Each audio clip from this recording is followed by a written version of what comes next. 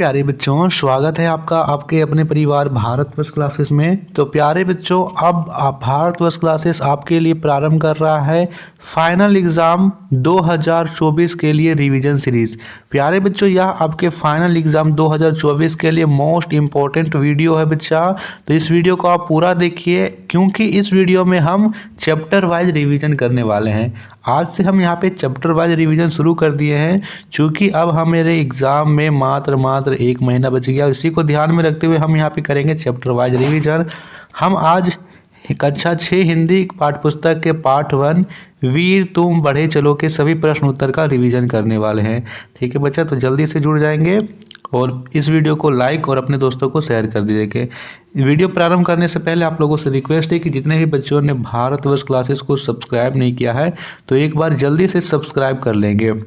वीर तुम बढ़े चलो धीर तुम बढ़े चलो, इस कविता के प्रश्न उत्तर। तो पहला प्रश्न आप सभी के सामने है।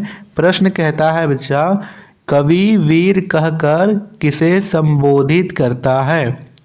यहाँ पे आपको लिखना है बच्चा इसका उत्तर में, कवि वीर कहकर उन वीर सपूतों को संबोधित करता है जो अपने देश की सेवा के लिए सदैव तत्पर रहते हैं। ठीक है, जो अपनी देश की सेवा के लिए सदैव तत्पर रहते हैं, अपनी मातृभूमि की रक्षा के लिए सदैव तत्पर रहते हैं, कवि उसे वीर कहकर संबोधित करता है।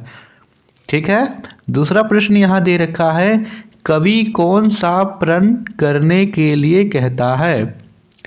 तो इसका उत्तर आप लिखेंगे बच्चा, कवि वैर सेनानियों को प्रण करने को कहता है। वे कहते हैं कि चाहे देश के लिए हमारी जान चली जाए, पर देश की आन बान शान ना जाने पाए। ठीक है, एक बार फिर से हम इसका रिवीजन करते हैं बच्चा।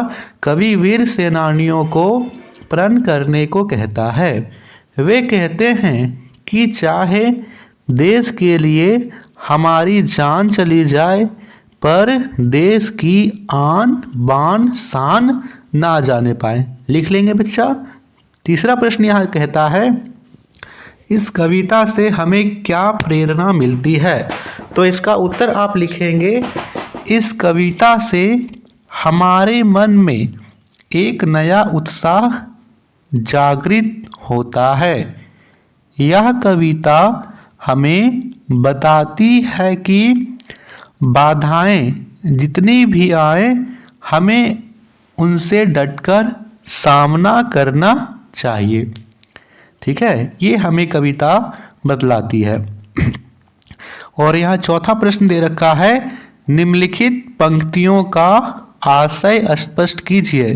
पंक्तियाँ कहती है, अन्न भूमि में से भरी, भूमि में भरा, जल होगा ना, अन्न भूमि से भरी जल भूमि में भरा, यत्न कर निकालो वीर तुम बढ़े चलो धीर तुम बढ़े चलो।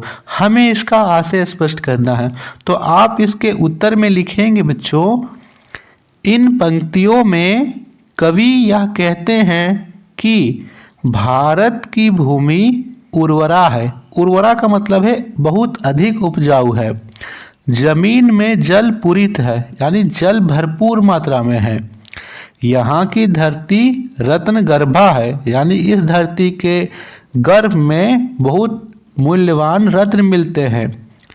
परिश्रमी व्यक्ति अपने परिश्रम से भरपूर मात्रा में इस रत्न को निकाल सकता है। यह भूमि परिश्रमी व्यक्तियों के लिए साक्षात लक्ष्मी के समान है। अंततः इसे आज़ाद करने के लिए हे वीर तुम बढ़ो। ये आप इसके उत्तर में लिखेंगे बच्चा। चलिए, पांचवा प्रश्न यहाँ कहता है, इस कविता के माध्यम से कवि क्या संदेश देना चाहता है। तो इसमें आप लिखेंगे, इस कविता के माध्यम से कवि हमें सदैव आगे बढ़ने को प्रेरित करता है।